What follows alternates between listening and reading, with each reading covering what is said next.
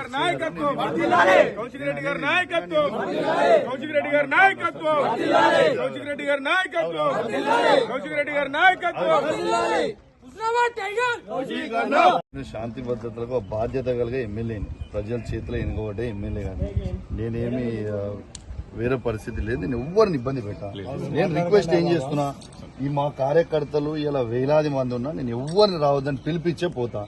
నా ఒక్కనికే మీ ఎస్కాట్ లోనే పోయేసి వద్దాం. ఓన్లీ 1% మీ ఎస్కాట్ ఓన్లీ 1% మీరు తీసుకొని రండి. శేఖర్, నా రిక్వెస్ట్ ఏంటంటే నేను రిక్వెస్ట్ ఏం చేస్తున్నా, నేను మీ లా అండ్ ఆర్డర్ ని గౌరవిస్తున్నా, మీ అందరిని కూడా గౌరవిస్తున్నా.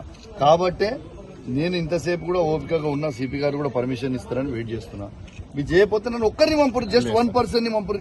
నేను ఒక్కరిని నేనేమంటున్నా, ఇప్పుడు సవాల్ విసిరింది అయితే వాళ్ళే కదా సీఏ గారు. అది ఒక్క నిమిషం. ఇప్పుడు సవాల్ విసిరింది మంత్రి గారు, వాళ్ళ ప్రభుత్వమే. నేనేమంటున్నా, ప్రభుత్వం సవాల్ విసిరి నేను స్వీకరించిన మీరు నన్ను ఎస్కాట్ లో తీసుకుపోండి, నన్ను సింగిల్ పర్సన్ ని తీసుకుపోండి అని రిక్వెస్ట్ చేస్తున్నా. ఎందుకంటే నేను ప్రమాణం చేయడానికి సిద్ధంగా ఉన్నా. నేను చేసిన సింగిల్ పర్సన్ తీసుకుపోరాదు, విత్ ఫుల్ ఎస్కాట్ తీసుకొని పోండి. నా గన్మెన్ రారు, నా కార్యకర్తలు రారు, ఎవరు రారు, ఓన్లీ 1% వస్తా. ప్లీజ్ దయచేసి కానీ కొంచెం దయచేసి మీరు అర్థం చేసుకోండి. కాదు, నేను అనేది ఏంటంటే మేమైతే మిమ్మల్ని ఇబ్బంది పెడతలేం కదా. మేమైతే ఏమి ఇబ్బంది, నేను ఒక్కనే వస్తా అంటున్నా. నేను మా కార్యకర్తలు ఒక్కరు రారు, నేను ఒక్కనే వస్తాను. కార్యకర్తలు ఉండగానే ఒక మాటతో ఆపేసి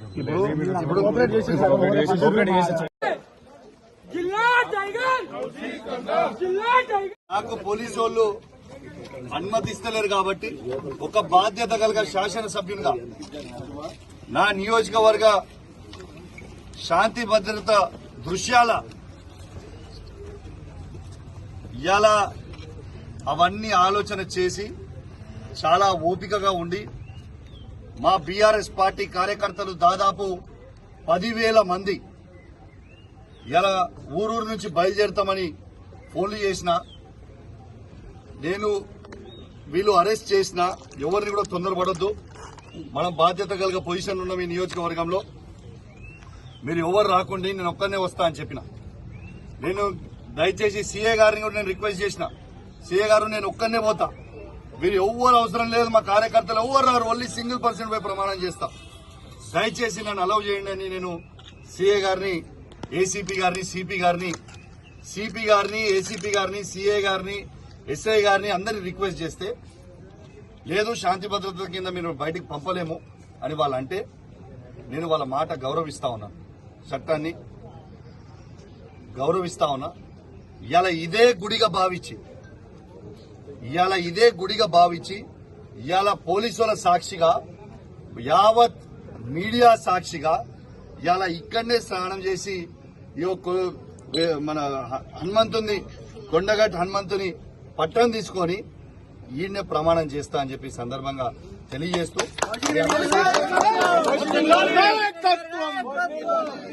స్నానం చేసిన తర్వాత డీటెయిల్ గా మాట్లాడుతాం.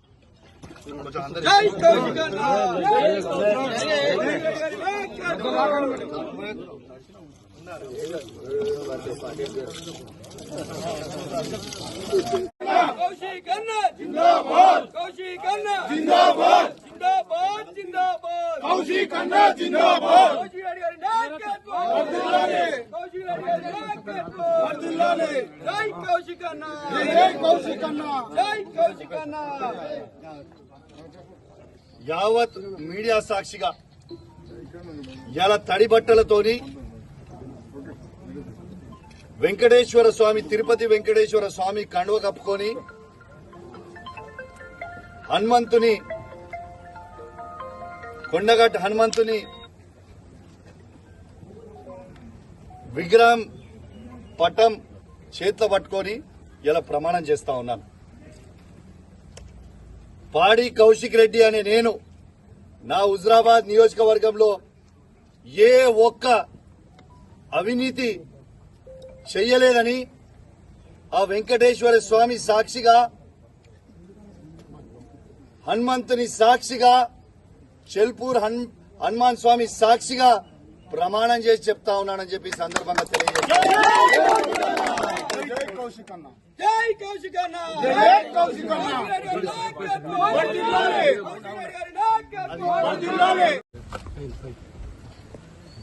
ఎలక్ట్రానిక్ మీడియా, ప్రింట్ మీడియా మిత్రులందరికీ కూడా పేరు పేరున నమస్కారాలు తెలియజేస్తా ఉన్నాను. యావత్ తెలంగాణ ప్రజలకి తెలవాలని ఒక బాధ్యత కలిగిన శాసనసభ్యునిగా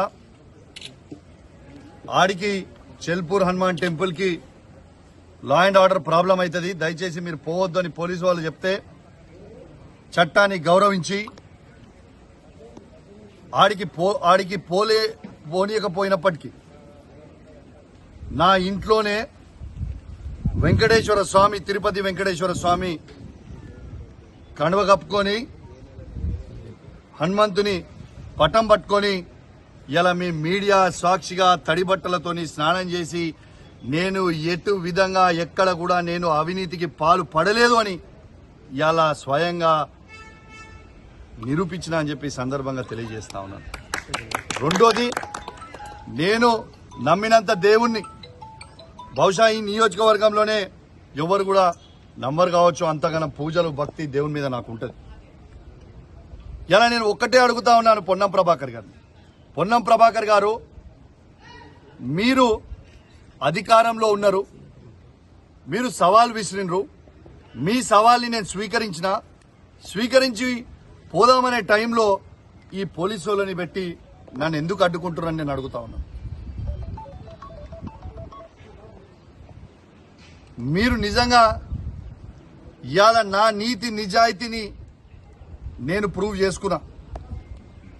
ఇవాళ ఎవరి కోసమో నీ కోసమో కాదు, ఏ ప్రజలైతే నాకు ఓటేసి నన్ను గెలిపించినరో ఆ ప్రజల కోసం నా నిజాయితీ తెలవాలని ఒక ఉద్దేశంతో ఇవాళ నేను ప్రూవ్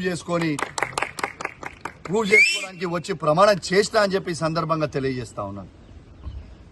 నేను పొన్నం ప్రభాకర్ గారిని ఒక్కటే చెప్తా ఉన్నా, మీకు ఫ్లై యాష్ లో మీరు 100 కోట్ల అవినీతి చేసిరని నేను బహిరంగంగా చెప్పడం జరిగింది.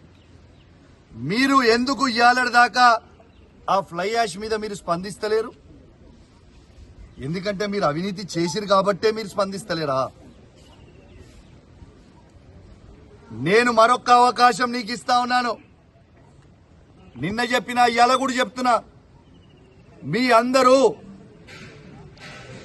రేపు నువ్వు పబ్లిక్ అవసరం లేదు, కార్యకర్తలు అవసరం లేదు, నీ కార్యకర్తలు అవసరం లేదు, పబ్లిక్ నువ్వు ఒక్కనివిరా, నేను ఒక్కనే వస్తా. నువ్వేం పెద్ద సీనియర్ ఏం కాదు, నువ్వు ఫస్ట్ టైం ఎమ్మెల్యే, నేను ఫస్ట్ టైం ఎమ్మెల్యే. ఇద్దరం కలిసి పోదాం. నువ్వు ఈ 100 కోట్ల అవినీతి చెయ్యలేదని ప్రమాణం చేయి, నేను నీకు బహిరంగంగా క్షమాపణ చెప్తా. ప్లస్ నువ్వు ఫ్లై యాష్